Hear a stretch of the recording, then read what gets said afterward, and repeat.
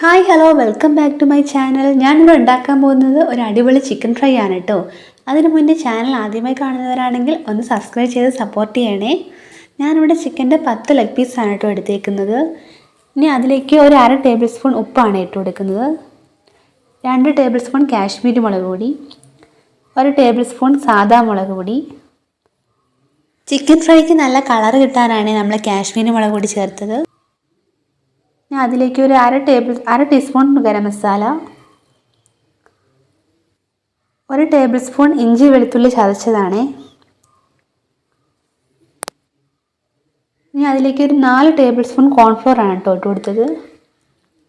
ഇനി അര ടീസ്പൂൺ മഞ്ഞൾപ്പൊടി. ഇനി അതിലേക്ക് ഒരു കോഴിമുട്ട പൊട്ടിച്ചത് ഇട്ട് കൊടുക്കുന്നുണ്ട്.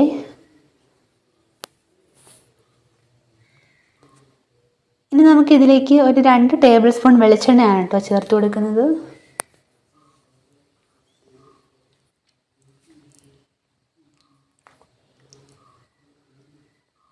ഇനി നമുക്ക് ഇതെല്ലാം നന്നായിട്ടൊന്ന് മിക്സ് ചെയ്തെടുക്കാം. മിക്സ് ചെയ്തെടുത്തിട്ടുണ്ട്. ഇനി ഞാനിത് 1-2 മണിക്കൂർ റെസ്റ്റ് ചെയ്യാൻ വെക്കുകയാണ്. ഞാൻ പാൻ ചൂടാക്കുന്നുണ്ട്. നമുക്ക് അതിലേക്ക് വെളിച്ചെണ്ണ ഒഴിച്ചു കൊടുക്കാം.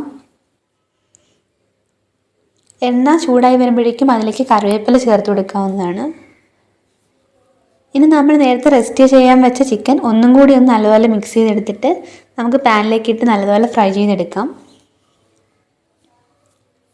ഒരു 10 മിനിറ്റ് നേരം തിരിച്ചും മറിച്ചും ഒക്കെ ഇട്ട് നമുക്ക് നല്ലപോലെ ഒന്ന് ഫ്രൈ ചെയ്തെടുക്കാവുന്നതാണ്.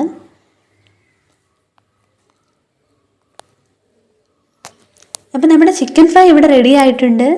നല്ല സൂപ്പർ ടേസ്റ്റാണ്. എല്ലാവരും ട്രൈ ചെയ്ത് നോക്കണം. അപ്പോൾ വീഡിയോ ഇഷ്ടമായാൽ ലൈക്ക് ചെയ്യാനും സബ്സ്ക്രൈബ് ചെയ്യാനും മറക്കരുത്. ബൈ.